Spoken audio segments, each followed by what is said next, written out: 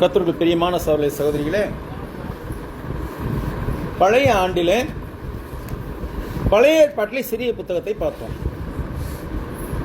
இப்பொழுது புதிய ஆண்டு அல்லவா, புதிய ஏற்பாட்டில் உள்ள சிறிய புத்தகத்தை பார்ப்போம். புதிய ஏற்பாட்டிலே சிறிய புத்தகம் எது? எடுங்க எடுங்க, அட்டவணை எடுங்க, அட்டவணை எடுங்க. யூதா, யூதா, 2 யோவான், 3 யோவான், முன்னாடி விட்டீங்களே ஒன்று பிளேமோன். இந்த 4ல எது சின்ன புஸ்தகம்? எப்படி சொல்ற? எத்தனை வசனம் இருக்கு? 2 யோவான்ல எத்தனை வசனம் இருக்கு? 13. 3 யோவான்ல எத்தனை வசனம் இருக்குது? 14. கூடவே ஒரு அடிஷனும் இருக்குது, வசனம் நம்பர் போடாம. பிளேமோன்ல எத்தனை வசனம் இருக்குது? 22, 24 பிளேமோன்ல. சீக்கிரம் பைபிள் காலேஜ் படிக்கிற பிள்ளை கூட வேகமா இருக்க மாட்டேங்குது. 25. யூதாவில் 25. அப்ப மொத்தம் 4 புத்தகம் இருக்குது. பிளேமோன், 2 யோவான், 3 யோவான், யூதா. இந்த 4ல வசனங்கள் ரொம்ப கம்மியா இருக்குது. 2 யோவான். அதை எடுத்து பார்க்க போறோம். பழைய ஏற்பாடு பிரசங்கம் மாதிரி அவ்வளவு நேரம் ஆகாது, 1 மணி நேரம்லாம் ஆகாது. ஆனா வழக்கமான நேரம் ஆகும். 1 மணி நேரம் ஆகாது, 1 மணி நேரம் ஆகாது, நிச்சயமா வழக்கமான நேரம் ஆகும். 5 நிமிஷமா? 5 நிமிஷம் குறையும், ஒரு 5 நிமிஷம் குறையும். கொஞ்சம் உற்சாகமா இருக்கணும். நம்ம தேவனுடைய வசனத்தை கேட்பதில் உற்சாகமா இருக்கணும். என்னுடைய ஜெபக்குழுவில் ஒருத்தர் வர்றாரு இல்லையா, நம்ம ஜெபக்குழுவில் இப்ப அவர் பேர் என்ன? தரணிதரன். நாள் புறா பேசினாலும் கேட்டுக்கிட்டே இருப்பாருங்க. அவ்வளவு ஒரு உற்சாகமான மனிதரா இருக்கிறாரு அவரு. நாள் புறா பைபிளை பத்தி பேசினாலும் கேட்டுக்கிட்டே இருப்பாரு சலிக்காம. நைட் ஜெபத்துக்கு நம்ம கூட வர்றாரு. நிறைய பேர் வர்றதில்லை, இப்ப இருக்கிறவங்களே நிறைய பேர் வர்றதில்லை. ஏன்னு தெரியல. இப்ப இந்த வருஷத்துல ஒரு டெட்டர்மினேஷன் எடுங்க. 9 மணிக்கு எந்த வேலையா இருந்தாலும் விட்டுட்டு ஜெபத்துக்கு கலந்துக்கணும் எடுங்க. உங்க செல் நம்பரை பூரா கொடுத்துட்டு போங்க. ஒவ்வொருத்தருக்கும் ஒரு 5 பேரை பிரிச்சு விட்டுலாம். நான் அந்த 5 பேர்த்த கூப்பிட்டுக்குவேன். நீங்க ஒவ்வொருத்தரும் ஒரு 5 பேரை கூப்பிடுங்க. எல்லாருமே கலந்துக்கிட்டா ரொம்ப நல்லா இருக்கும். இது அற்புதமான ஒரு காரியம். தினந்தோறும் என்ன செய்யறோம்? அதுல நைட்டு ஸ்டடி எடுக்கிறோம் இல்லையா? ரோமர் புஸ்தகம் இப்ப படிச்சுட்டு இருக்கோம். ரோமர்கள் நிருபம் படிச்சுட்டு இருக்கோம். அருமையா இருக்குன்னு எங்க மெட்ராஸ்ல இருக்கவங்க, திருப்பூர்ல இருக்கிறவங்க, இவங்கெல்லாம் வந்துகிட்டு இருக்கிறாங்க. நம்ம இதை ருசி பார்க்க மாட்டேங்கிறோம். கொஞ்சம் ஒத்துழைங்க.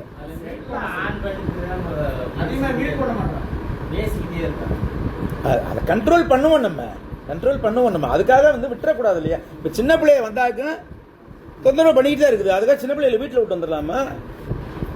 இல்ல, அப்படி செய்யக்கூடாது. அதே மாதிரி தான் அதுவும் கொஞ்சம் கொஞ்சமா பழகிக்குவாங்க. ஒன்றும் பிரச்சனை இல்லை.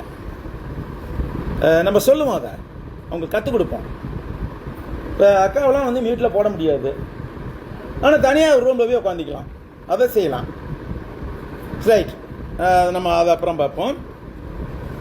2 யோவான் எழுதப்பட்ட காலம் எது என்று பார்க்கும்போது 1ஆம் நூற்றாண்டின் இறுதி பகுதியில் எழுதப்பட்டது.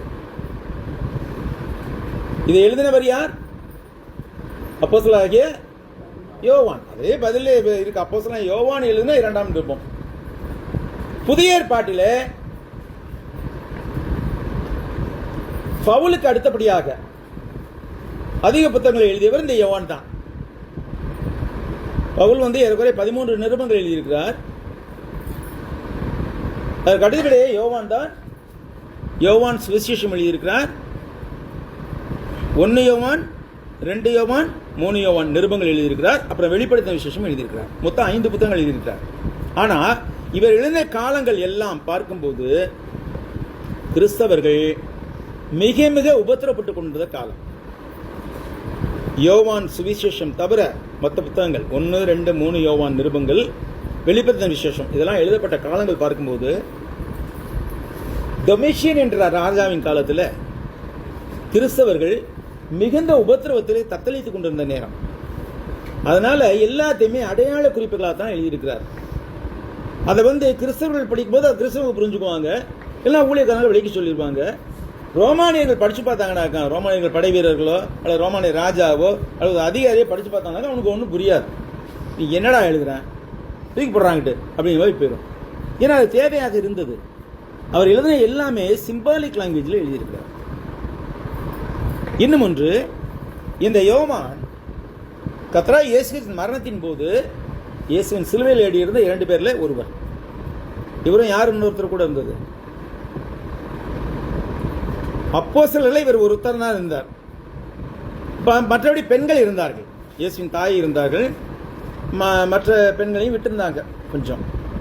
ஆனா அங்க அப்போஸ்தலர்ல இவர் ஒருத்தர் மாத்திரம் தான் இருந்தார். அதனாலதான் இயேசு சிலுவையில் பேசின 7 வாக்கியங்கள்ல 2 வாக்கியங்கள், ஒன்னு யோவானை பார்த்து சொல்றார், யோவானே இதோ உன் தாய் அப்படின்னாரு.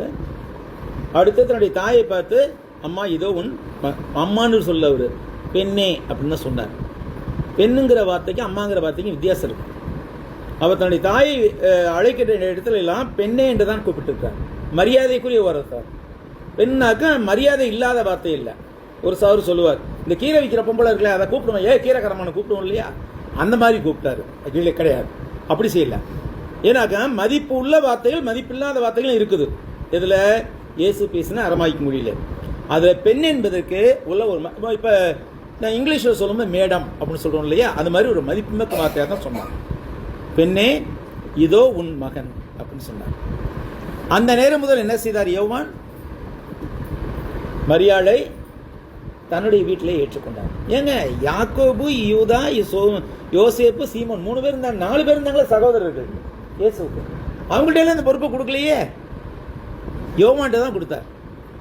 யோவான் இவருக்கு மிகுந்த அன்பான சீஷராக இருந்தார். அதோட கூட வயதில் இளையராகவும் இருந்தார். ராபோஜனத்தின் போது பேதுரு ஜாடையை கேட்கிறார், உங்களில் ஒருவன் என்னை காட்டி கொடுக்க போறான்னு இயேசு சொல்றாரு. அப்போ பேதுரு யோவான்ட்ட கேட்கிறார், யாருன்னு கேள்வியா? அப்ப என்ன செஞ்சிருந்தார் யோவான்? என்ன செஞ்சிருந்தாரு? யாருக்காவது தூங்கி இருந்தாரா? இயேசு கிறிஸ்துவின் மார்பிலே சாய்ந்து கொண்டிருந்தார். அவ்வளவு அன்பு அவருக்கு, இயேசுக்கு அவ்வளவு அன்பு யோவான் மீது. உள்பட்ட சீஷர்கள்ல, உள்பட்ட அப்போஸ்தலர்கள்ல ஒருவர் யோவான். அதாவது சீஷர்கள் நிறைய பேர் இருந்தாங்க. மேல் வீட்டில் ஜெபம் பண்ணும்போது 120க்கு அதிகமான சீஷர்கள் கூடி வந்திருக்காங்கன்னு வாசிச்சுக்கலாம். அதுல 12 பேரை செலக்ட் அப்போஸ்தலன் போட்டாரு. அந்த அப்போஸ்தலன் யூதாஸ் என்ன செய்தான், காட்டி கொடுத்து தன்னுடைய இடத்துக்கு போயிட்டான். அதுக்கு பதிலாக மத்தியாவை தேர்ந்தெடுத்தார்கள். இந்த 12 அப்போஸ்தலர்கள்ல, மத்தியா கூட வேண்டாம், இந்த 12 அப்போஸ்தலர்கள்ல யோவான் மிகவும் நெருங்கின சீஷனாக இருந்தான். யாருக்கு? இயேசு கிறிஸ்து. ரொம்ப ஃப்ரெண்டு, பெஸ்ட் ஃப்ரெண்டு. அப்புறம் உள்வட்ட அப்போஸ்தலர்கள் இருந்தார்கள். அது ஒரு 3 பேர். யார் யாரு? யோவான், யோவானுடைய சகோதரன் யாக்கோபு, பேதுரு. யாக்கோபு, யோவான், இந்த 3 பேர் தான் உள்வட்ட அப்போஸ்தலர்கள். அதுக்கப்புறம் வெளிவட்டம். அதை எங்க பார்க்கிறோம்? நம்ம கெத்செமனே தோட்டத்தில் பார்க்கிறோம். கெத்செமனே தோட்டத்தில் 11 அப்போஸ்தலன் கூட போறாங்க. யூதாஸ் தான் போயிட்டான், காட்டி கொடுக்க போயிட்டான். 11 அப்போஸ்தலன் இயேசு கூட போறாங்க. கெத்செமனே தோட்டத்தின் வாசல் படியில் தாண்டி போகும்போது அங்கே என்ன செய்யறாரு? அவரு 8 அப்போஸ்தலனை அங்கேயே நிறுத்தி விடுகிறார். அப்புறம் இந்த பேதுரு, யாக்கோபு, யோவான் ஆகிய 3 பேரை மட்டும் கூட்டிட்டு இன்னும் கொஞ்சம் உள்ளுக்க போறாரு தோட்டத்துக்குள்ள. அங்க போயிட்டு அவங்கள ஒரு இடத்துல நிறுத்தி வச்சுட்டு அதையும் தாண்டி அங்க போய் ஜெபம் பண்றாரு. 2 காவல். ஒரு 8 அப்போஸ்தலர் ஒரு இடத்துல இருக்காங்க, அதை தாண்டி வரும்போது 3 அப்போஸ்தலர் இருக்காங்க, அதை தாண்டி அங்க போய் ஜெபம் பண்ணிட்டு இருக்காங்க. அதே மாதிரி எந்த இடத்துல ஒரு அற்புதங்கள் செய்ய போனாலும் அல்லது இந்த மறுரூப மலைக்கு போன போது இந்த மாதிரி இதெல்லாம் பேதுரு, யாக்கோபு, யோவான் இந்த 3 பேர் தான் கூட்டு போறாங்க. இதுல என்ன விசேஷம்னா, யாக்கோபும் பேதுருவும் கூட பிறந்த சகோதரர்கள்.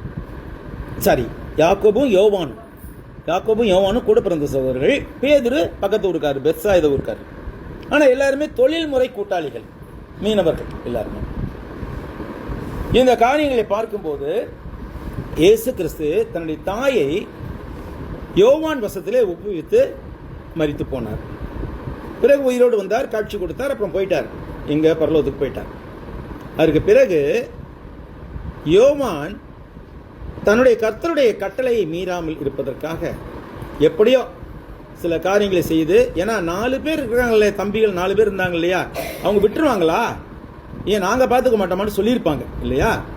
எப்படி இவர் என்ன செய்தாரு, அட்ஜஸ்ட் பண்ணி இயேசுடைய தாயும் தன்னுடைய தாயுமா இருந்த மரியாளை இவர்கிட்ட ஒப்படைக்கும் போது என்ன சொன்னார் இயேசு, இதை உன் தாயின் தானே சொன்னாரு. அப்ப யோவானுக்கும் தாய் தான். ஆனா இதை என்ன செய்யறாங்க, யோவானின் மூலமாக இந்த உலகை எல்லா மக்களுக்கும் தாயாக்கி ஆக்கிவிட்டார் அப்படிங்கிறாங்க. அது அதிக பிரசங்கித்தன். அப்படி சொல்லவே இல்லை இந்த இடத்துல. ஏன்னா மரியாள இதுவரைக்கும் ரோமன் கத்தோலிக்க என்ன சொல்லியிருந்தாங்க, கோ மீடியேட்டர்னு சொன்னாங்க, உடன் மத்தியஸ்தி. யாரோடு கூட, இயேசுவோடு கூட உடன் மத்தியஸ்தின்னு சொல்லிட்டு இருந்தாங்க. ஆனா இப்ப இருக்கிற போப் பிரான்சிஸ்ங்கிறவரு, இவர் தான் பைபிளை கொஞ்சம் நல்லா படிச்சு பார்த்துருப்பாரு போல இருக்கு. இதுக்கு முன்னாடி படிச்சு பார்க்கல போல இருக்குது. என்ன செஞ்சாருனாக்கா, தேவன் ஒருவரே, தேவனுக்கும் மனுஷருக்கும் மத்தியஸ்தரம் ஒருவரே அப்படின்னு ஒரு வசனம் இருக்கு. இதுல தீமோத்தேயுல இருக்குது. 1 தீமோத்தேயு 2ஆம் அதிகாரம் 5ஆம் வசனம், பக்கம் 286. 1 தீமோத்தேயு 2ஆம் அதிகாரம் 5ஆம் வசனம். தேவன் ஒருவரே, தேவனுக்கும் மனுஷருக்கும் மத்தியஸ்தரம் ஒருவரே, எல்லாரையும் மீட்கும் பொருளாக தம்மை ஒப்பு கொடுத்த மனுஷனாகிய கிறிஸ்து இயேசு இவரே. இதற்குரிய சாட்சி ஏற்ற காலங்களில் விளங்கி இருக்கிறது. ஏற்கனவே விளங்கி இருக்கிறது ஏற்ற காலத்தில், இவங்களுக்கு இப்பதான் ஏற்ற காலமாக இருக்குது. யாருக்கு? கத்தோலிக்கர்களுக்கு. இதே போன்றுதான் எசையாவில் அவர் உலக உருண்டையின் மேல், பூமி உருண்டையின் மேல் நிற்கிறோம்னு சொல்லப்பட்டிருக்குது. அப்போ பூமி என்ன வடிவம்? உருண்டை வடிவம். அந்த காலத்தில் எசையா காம்பஸ் வச்சு அளந்தாரா, இல்லை இன்னொரு இடத்துல போய் இருந்து பார்த்தாரா பூமியோட உருவத்தை? கிடையாது. தேவாவியின் ஏவுதலே சொன்னார். அதை சரியா படிக்காம தான் உலகம் உருண்டை என்று சொன்ன கலிலேயுக்கு தண்டனை கொடுத்தது. எது? இதே கத்தோலிக்க மார்க்கம். அந்த நாட்கள்ல மார்க்கத்துக்கு அவ்வளவு பவர் இருந்தது. என்ன செய்யறாங்க, உலகம் உருண்டை என்று கலிலேயு சொன்ன போது அந்த கலிலேயுக்கு தண்டனை கொடுத்தார்கள் கத்தோலிக்க மார்க்கத்தில்.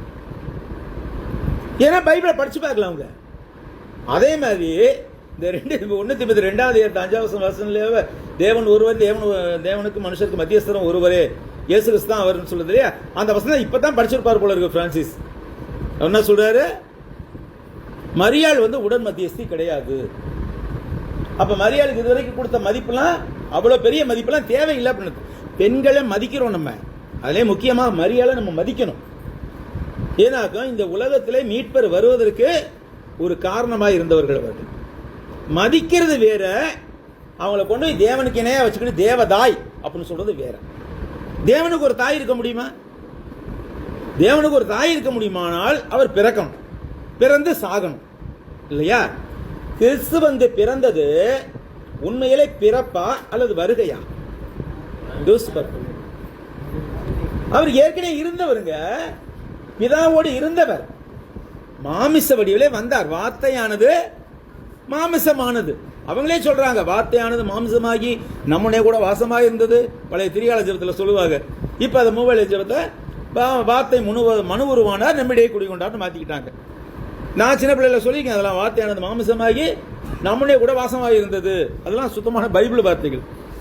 அப்ப ஆதியிலே இருந்தவரை திருப்பி திருப்பி பிறக்க வச்சு, திருப்பி திருப்பி சிலுவையில் அடிச்சு, திருப்பி திருப்பி சாகடிச்சு, திருப்பி திருப்பி உயிர்க்க வைக்கிறாங்க. இது என்ன அர்த்தம்?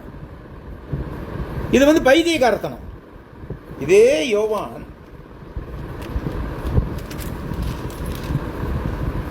1 யோவான் 3ஆம் அதிகாரத்தில் சொல்றாரு பாருங்க, 2ஆம் வசனத்தில், பிரியமானவர்களே, இப்பொழுது தேவனுடைய பிள்ளைகளாய் இருக்கிறோம், இனி எவ்விதமாய் இருப்போம் என்று இன்னும் வெளிப்படவில்லை. ஆகிலும், நல்லா கவனிக்கணுதா, ஆகிலும் அவர் யாரு? இயேசு கிறிஸ்து. அவர் வெளிப்படும் போது அவர் இருக்கிற வண்ணமாகவே நாம் அவரை தரிசிப்பதனால் நாம் அவருக்கு ஒப்பாய் இருக்கிறோம் என்று அறிந்திருக்கிறோம். இப்ப எப்படி இருக்கிறாரு இயேசு? குழந்தையா இருக்கிறாரா? 10 வயசு பிள்ளையா இருக்கிறாரா? இல்ல 30 வயசு வாலிபரா இருக்கிறாரா? இல்ல சிலுவையில் அறையப்பட்டிருக்கிறாரா, இல்ல உயிர் தெழுந்திருக்கிறாரா, ராஜாவா இருக்கிறாரா? ராஜாவா இருக்கிறாரு. அவர் எப்படி இருக்கிறார்? ராஜாவா இருக்கிறார். அவரை போய் இதுக்கு நீ குழந்தைய பிறக்க வைக்கிறார்? அவரை போய் இதுக்கு சிலுவையில் அடிக்கிற திருப்பி திருப்பி? அவர் ஒரே மறித்துட்டு போயிட்டாரு. அவர் இன்றைக்கு ராஜாவா இருந்து நம்ம ஆண்டு கொண்டு இருக்கிறார். அவரை போயிட்டு திருப்பி டிசம்பர் மாதம் 25 குழந்தை பிறகு தான், அப்புறம் ஜனவரி மாதம் 1ஆம் தேதி அவருக்கு வித்தியாசனம் பண்றாங்களாம். 6ஆம் தேதி 3 ராஜாக்கலாம். அது 3 ராஜாக்கலாம். 3ன்னு சொல்லி பைபிளில் போட்டிருக்கா? ராஜாக்கள்னு பைபிளில் போட்டிருக்குதா? ரெண்டுமே கிடையாது. கிழக்கிலிருந்து ஞானிகள் வந்தார்கள் சொல்லப்பட்டிருக்குது. கிழக்கிலிருந்து ஞானிகள் வந்தார்கள். எத்தனை பேர் வந்தாங்க யாருக்கும் தெரியாது. பைபிளில் போடல. 6 பேர் இருக்கலாம், 7 பேர் இருக்கலாம், 8 பேர் கூட இருக்கலாம். அதுல இந்தியாவில் இருந்து கூட ஒருத்தர் போயிருக்கிறார். அதுக்கு பேர் என்ன சொல்றாங்க? பெல்சாசார், கஸ்பார், மெல்கியூர். ராஜாட்டு 3 பேருக்கு பேர்லாம் வச்சிருக்காங்க. எங்க இருந்து கண்டுபிடிக்கான்னு தெரியல. ஒரு உண்மையா கூட இருக்கலாம். கஸ்பார், நம்ம கஸ்பார் கூட இருக்கிறாரு. ராஜாவா இருக்கலாம். அதாவது ராஜா அல்ல அவர்கள். அவர்கள் வானியல் நிபுணர்கள், சாஸ்திரிகள் என்று சொல்லுவாங்க. இப்படி அநேக பித்தலாட்டங்கள், அநேக கற்பனைகள், மனுஷரியான உபதேசங்கள் எல்லாவற்றையும் கலந்து கட்டி போதித்துக் கொண்டிருக்கிறது இந்த மற்ற மார்க்கங்கள். இது கிறிஸ்துவுக்கு நேர் விரோதமானது. இப்ப நம்ம பாடத்துக்கு வரணும். யோவான் எழுதின சுவிசேஷம் எபேசு நகரிலிருந்து எழுதப்பட்டது. இந்த யோவான் தன்னுடைய புத்தகங்கள் எல்லாவற்றிலையுமே, யோவான் சுவிசேஷமும் சரி, 3 நிருபங்களும் சரி, வெளிப்படுத்தின சுவிசேஷம் சரி, எல்லாத்தையுமே 5 புத்தகங்களிலுமே இயேசு கிறிஸ்துவை தேவகுமாரன் என்ற நிலையை உணர செய்வார். அவர் எழுதுகிற முறை பூரா அப்படித்தான் இருக்கும். அதுலயும் அந்த வார்த்தை என்பதற்கு ரொம்ப முக்கியத்துவம் கொடுப்பார். யோவான் சுவிசேஷம் எப்படி தொடங்குது? ஆதியிலே வார்த்தை இருந்தது, தேவனிடத்தில் இருந்தது, இந்த வார்த்தை தேவனாய் இருந்தது சொல்றாரு இல்லையா? 13ஆம் வசனம் என்ன சொல்லுது? அந்த வார்த்தை கிருபையும் சத்தியம் நிறைந்தவராய் நமக்குள்ளே வாசம் பண்ணினார். அதான் நான் முதல்ல சொன்ன வார்த்தை அந்த மாம்சமாகி நம்முடைய வாசமாய் இருந்தது. அது எடுத்த வார்த்தை தான். இவரு வேற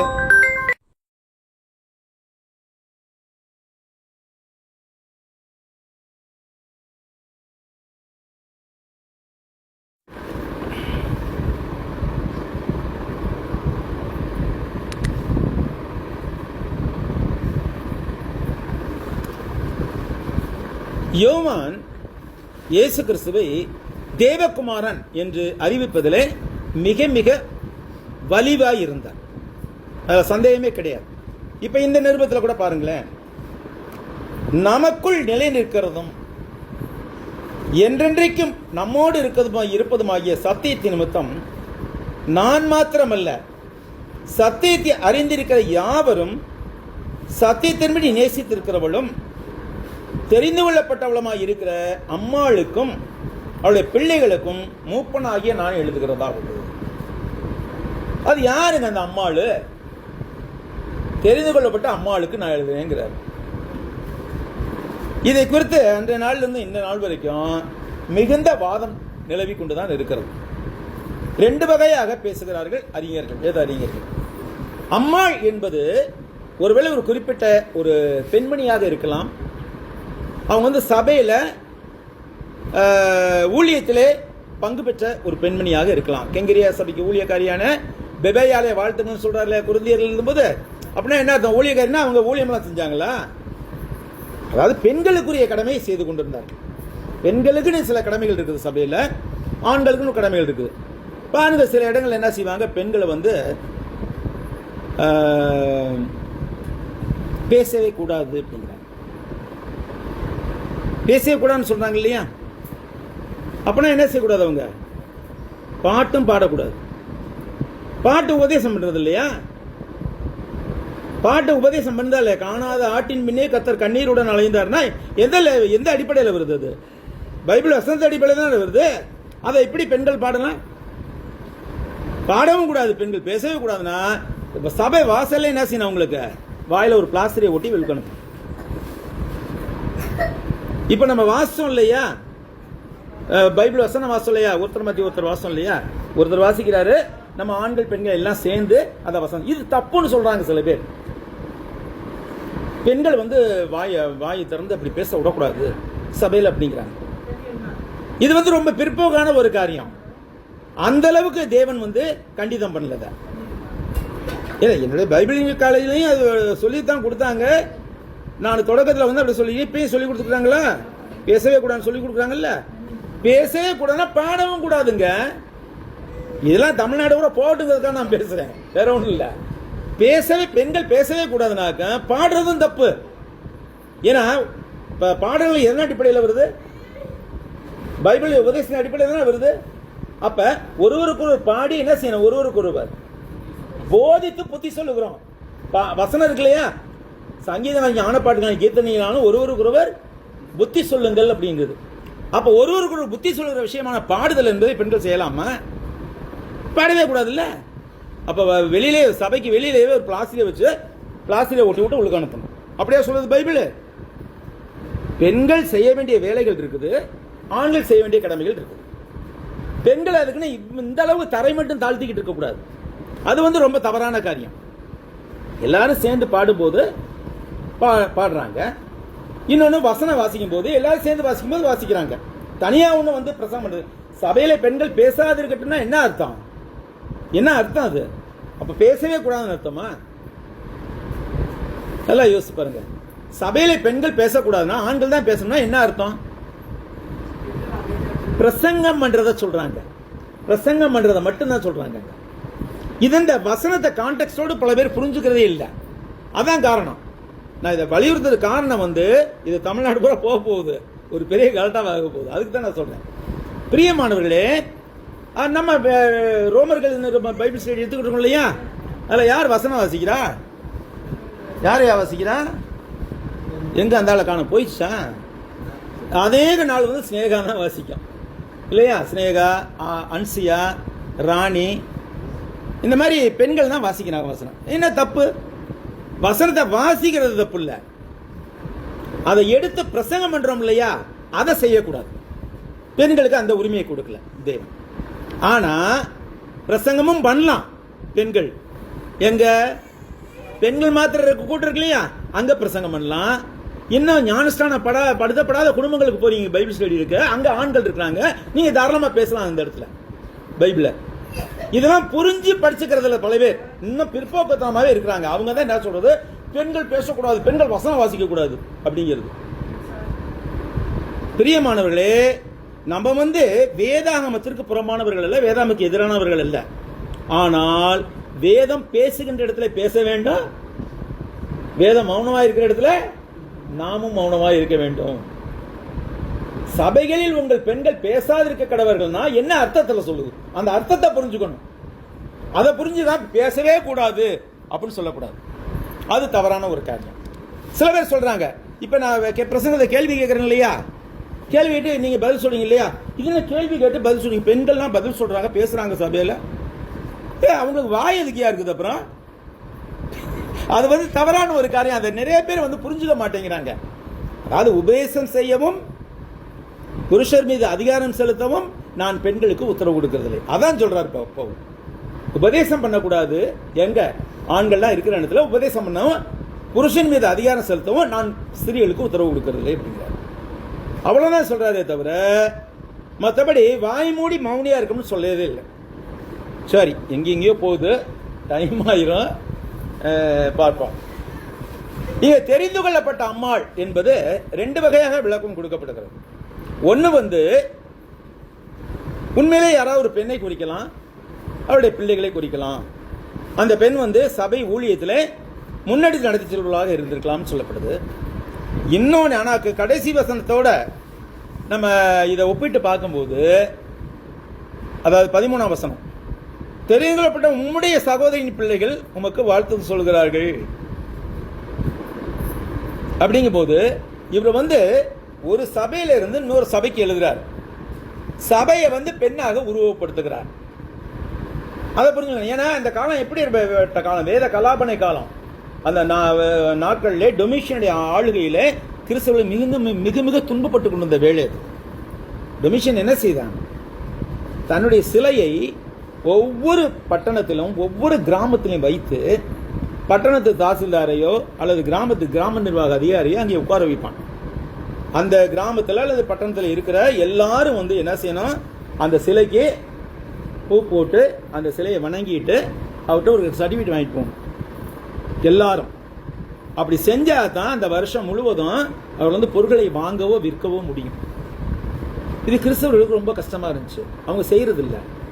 அப்ப என்ன செய்ய முடியாது, அவங்க வியாபாரம் பண்ண முடியாது, பொருளை வாங்கவும் முடியாது, பொருளை விற்கவும் முடியாது. அவ்வளவு கஷ்டப்பட்டு இருந்த நேரம்.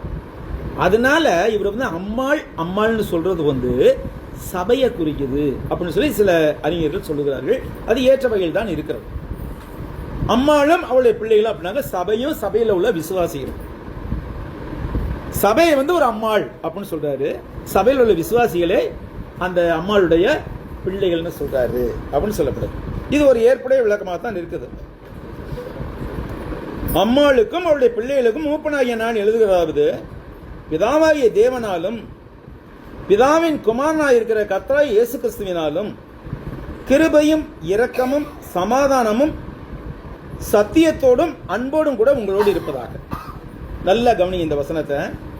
பிதாவாகிய தேவனாலும் பிதாவின் குமாரனாய் இருக்கிற கர்த்தராகிய இயேசு கிறிஸ்துவினாலும் கிருபையும் இரக்கமும் சமாதானமும் சத்தியத்தோடும் அன்போடும் கூட இருப்பதா உங்கள் அனைவரோடு இருப்பதாக சொல்றாரு. இங்க ரெண்டு மேட்டர் சொல்றாரு. ஒன்று வந்து சத்தியம், இன்னொன்று அன்பு. பிரியமானவர்களே, நம்ம ஒரு குடும்பமாக இருக்கிறோம். இந்த குடும்பத்தில் கர்த்தருக்கு கீழ்ப்படியாமல் போற போது ஒருத்தர், அவர் வந்து நம்ம பிள்ளைகளாக தான் இருக்காங்க. அப்படி கர்த்தருக்கு கீழ்ப்படியாமல் இருக்கிற போது அந்த பிள்ளைகளுக்கு கர்த்தருக்கு கீழ்ப்படியின் முக்கியத்துவத்தை நம்ம உணர்த்தணும். அந்த பிள்ளை மேல அன்பு செலுத்துறோம், அதே சமயத்தில் சத்தியத்தை நம்ம போதிக்கணும். அந்த பிள்ளைகளுக்கு ரெண்டுமே முக்கியம். சத்தியம் இல்லாத அன்பு வந்து சமரசம் செய்யக்கூடிய அன்பு. நீ என்ன வேணாலும் பண்ணிக்க, ஆனா நான் மேல அன்பா இருக்கிறேன். அது என்னது? சத்தியம் அங்க இல்ல. ஆனா அன்பில்லாத சத்தியம் கொடூரமானது. சத்தியத்தை சொல்றோம்னாக்க அன்பு இருக்கணும், உங்களுக்கு அன்பு இருக்கணும், அதே சமயத்தில் கண்டனமும் இருக்கணும். கண்டித்து கொண்டு கண்டித்து போதித்து புத்தி சொல்றது அதுவும் இருக்கணும். ஆக மொத்தத்தில் நம்முடைய பிள்ளைகளை தேவன் நம்முடைய பொறுப்பிலே ஒப்புவித்திருக்கிறார். நம்முடைய பிள்ளைகளை நம்முடைய பொறுப்பிலே ஒப்புவித்திருக்கிறார். அப்ப அந்த பிள்ளைகளுக்கு அன்போடு சத்தியத்தை கைக்கொள்கிற காரியத்தை நாம் உணர்த்த வேண்டும். அப்ப அந்த பிள்ளைகள் வந்து மறுபடியும் மனம் திரும்பி வர வேண்டும். ஏனென்றால் சூழ்நிலை நிமித்தமாக அல்லது வேறு ஏதாவது காரியத்தின் நிமித்தமாக பல பேர் என்ன செய்தார்கள், இன்றைக்கு சபையை விட்டு பிரிந்து போயிருக்கிறார்கள்.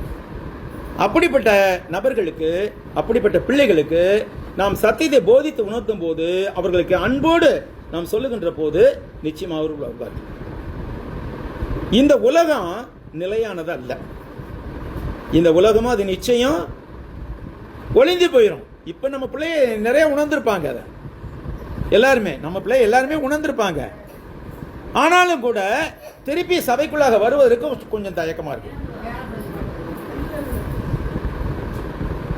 நிறுத்துப்பான்.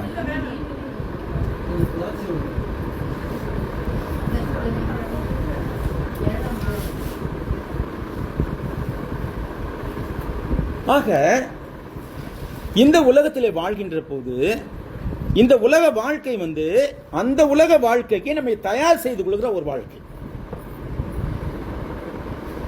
மாமிசத்து நிச்சயம், கண்களின் நிச்சயம், ஜீவனத்தின் பெருமை, இந்த மூணு தான் போட்டு ஆட்டிட்டு இருக்கு இன்னைக்கு மனுஷங்களை எல்லாரையுமே. மாமிசத்து நிச்சயம் இருக்கும், இல்லாட்டி கண்களின் நிச்சயம் இருக்கும், இல்லாட்டி வாழ்க்கையில பெருமையா இருக்கணும். இந்த ஏதாவது ஒரு எண்ணத்துல இருப்போம் நம்ம. அப்ப என்ன ஆகும், நம்ம தேவனுடைய பிரியக்கூடிய வர வாய்ப்பு இருக்கு. இதை உணரும் போது நிச்சயமாக திரும்பி வருவார்கள், எல்லாருமே வருவாங்க. அப்போ இந்த உலகத்திலே வாழ்கின்ற வாழ்க்கையில சத்தியமும் அன்பும் நம்மோடு கூட இருக்க வேண்டும். சத்தியம் இருக்க வேண்டும், அதே சமயம் அன்பும் இருக்க வேண்டும். அன்பு இருக்க வேண்டும், அதே சமயம் சத்தியமும் இருக்க வேண்டும். ரெண்டு கண்ணு மாதிரி நம்ம வாழ்க்கைக்கு, ரெண்டு கண்ணு மாதிரி. ஒரு கண்ணு சத்தியம்னா இன்னொரு கண்ணு அன்பு.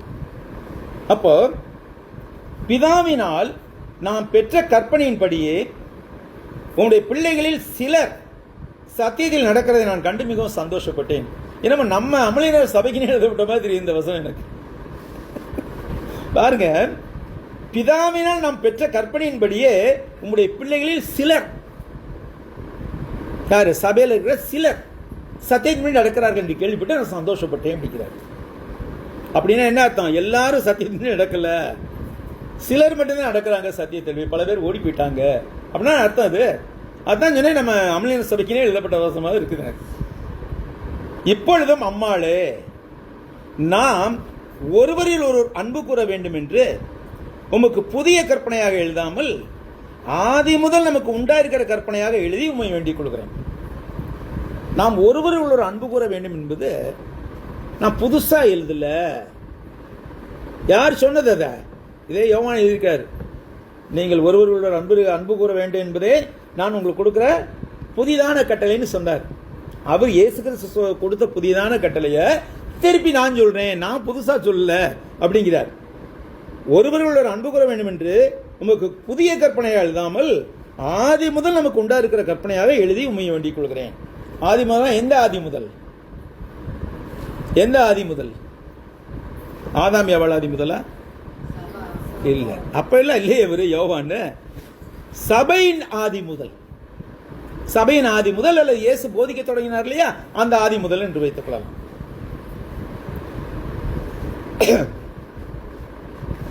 ஏழாம் வசனம் மிக முக்கியமான வசனம். மாமிசத்தில் வந்த இயேசு கிறிஸ்துவை அறிக்கை பண்ணாத அநேக வஞ்சகர்கள் உலகத்திலே தோன்றி இருக்கிறார்கள். இப்படிப்பட்டவனே வஞ்சகனும் அந்தி கிறிஸ்துவுமாய் இருக்கிறான். மாமிசத்தில் வந்த இயேசுவை அறிக்கை பண்ணாதவர்கள், இயேசு கிறிஸ்து என்னவென்று அறிக்கை பண்ண வேண்டும்? தேவனுடைய குமாரன் என்று அறிக்கை பண்ண வேண்டும். மாமிசத்தில் வந்தார், ஆனால் என்னவா இருக்கிறார்? அவர் தேவனுடைய குமாரனா இருக்கிறார். அவரிடத்துல மனிதத்துவமும் தேவத்துவமும் 100% இருந்தது. 50% இல்ல, 100% அவர் 100% மனிதராகவும் இருந்தார், 100% தேவத்துவத்திலும் இருந்தார். அதனாலதான் இயேசு கிறிஸ்துவை தேவனுடைய குமாரன் விசுவாசிக்கிறேன் என்று சொல்லி நம்ம அறிக்கையிடும். அப்போ மாமிசத்தில் கிறிஸ்துவை அறிக்கை பண்ணாத எவனும் எப்படிப்பட்டவனாக இருக்கிறான்? வஞ்சகனும் அந்தி கிறிஸ்துமாய் இருக்கிறான். அந்தி கிறிஸ்துனா என்னங்க? இல்ல, அந்தி கிறிஸ்துங்கிற வார்த்தை மொழிபெயர்ப்பு வார்த்தையா ஒலிபெயர்ப்பு வார்த்தையா? ஒலிபெயர்ப்பு வார்த்தை. மொழிபெயர்க்கல. இங்கிலீஷ்ல வந்து ஆன்டி கிரைஸ்ட்னு போட்டிருக்காங்க. ஆன்டி கிரைஸ்ட்ங்கிறத அந்தி கிறிஸ்துன்னு சொல்லிட்டாங்க. சாதாரண ஆன்டி டோட் அல்லது ஆன்டி மெடிசின் அல்லது ஆன்டி பாக்டீரியல் அப்படின்னா என்ன அர்த்தம்? பாக்டீரியாவுக்கு எதிர்ப்பானது. பாக்டீரியாவுக்கு எதிர்ப்பானது ஆன்டிடோட் அப்படிங்கிறது எதிர் மருந்து. இப்ப நம்ம உடல்ல சளி கிருமிகள் இருக்குது, அந்த கிருமிகளுக்கு எதிராக ஆன்டிபயோட்டிக் டேப்லெட்ஸ் நம்ம கொடுப்பாங்க. ஆன்டிபயோட்டிக்ஸ்னாக்க நம்ம சளியை உருவாக்குற வைரஸ்கள் இருக்கு இல்லையா, அந்த வைரஸுக்கு எதிர்கிருமியாக உள்ளது. நர்ஸுக்கு தெரியும் இல்லையா? ஆன்டிபயோட்டிக் அப்படின்னாக்க என்ன? அது எதிர் மருந்து, எதிர் உயிரி. அப்ப அந்தி கிறிஸ்துனா என்ன அர்த்தம்? எதிர் கிறிஸ்துன்னு அர்த்தம். கிறிஸ்துவுக்கு எதிரானவர்கள் அர்த்தம். இப்ப 2 வகை இருக்குது இல்ல. ஒன்னு வந்து மாம்சத்தில் இந்த கிறிஸ்துவை அறிக்கை பண்ணாமல் இருக்கிறாங்க இல்லையா, அவங்க எதிர் கிறிஸ்து. இன்னொருத்தவங்க இருக்கிறாங்க அறிக்கை பண்ணிட்டோம், ஆராதனைக்கு வந்துகிட்டு இருந்துட்டோம், போயிடுறவங்க. இப்ப தொடர்ந்து அதை பின்பற்றாமல் இருக்கிறாங்க இல்லையா, அவங்களும் ஒரு வகையில் என்ன செய்யறாங்க? எதிராகத்தான் இருக்கிறாங்க. ஏன் அப்படி சொல்றேன்? எபிரேயர்ல சொல்லப்படுது இல்லையா? எபிரேயர்ல என்ன சொல்லுது கேளுங்க. எபிரேயர் 10ஆம் அதிகாரத்தில் 25ஆம் வசனம் வந்து பாருங்க, 24 இருந்து. எபிரேயர் 10:24 பக்கம் 307.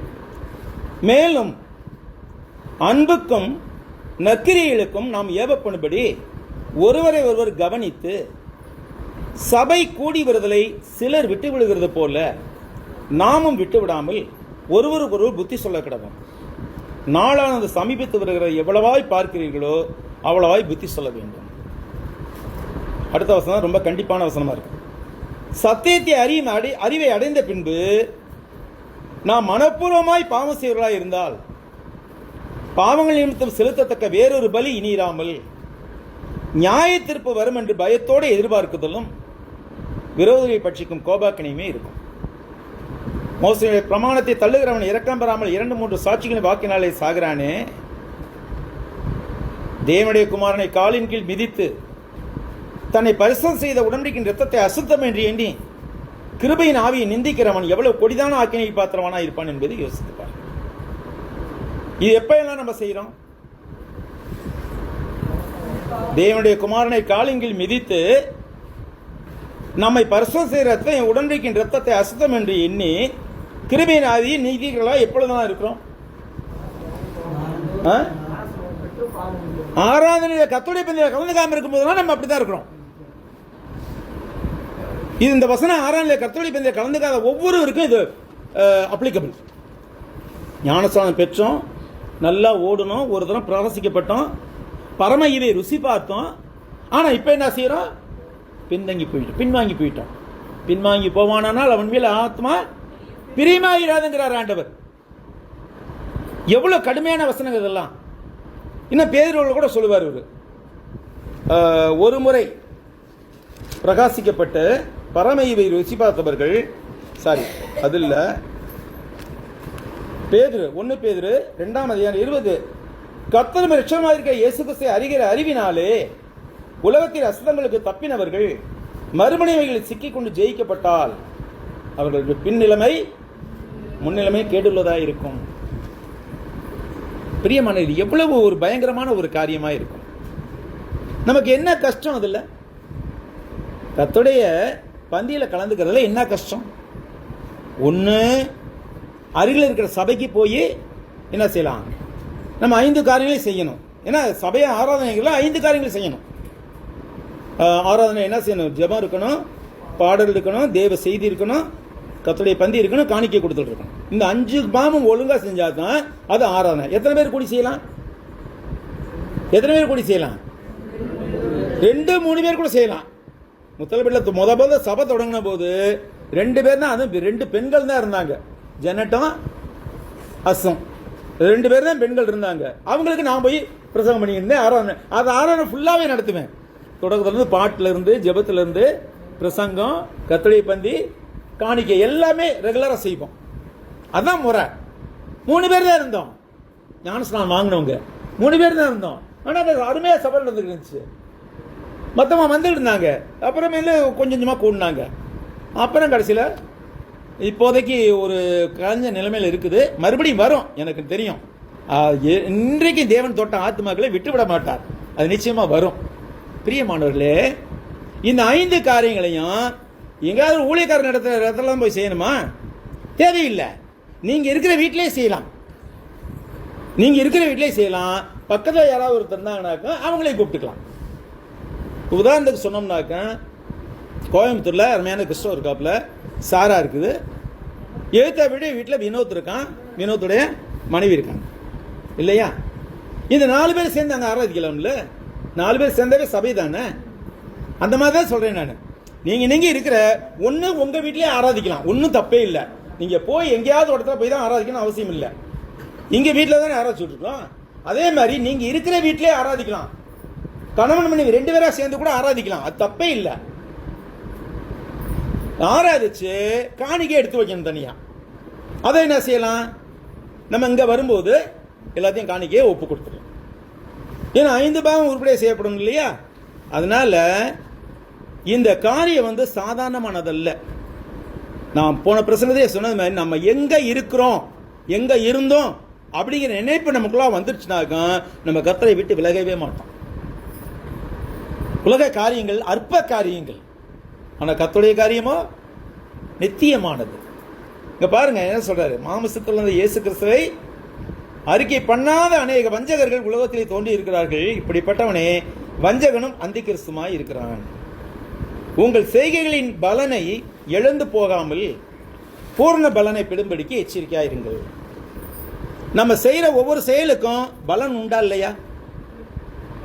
உண்டா இல்லையா? நம்ம செய்யற எல்லா செயலுக்கும் பலன் இருக்கு. நம்ம நன்மை செய்தால் நன்மை அனுபவிப்போம், தீமை செய்தால் ஆக்கினை அனுபவிப்போம். இது உலகப்பிரகார காரியங்களுக்கு மட்டுமல்ல, ஆவிக்குரிய காரியங்களும் உண்டு. அப்ப நம்ம செய்கிற செய்கை வந்து தேவனுக்கு பிரியமானதாக இருக்க வேண்டும்.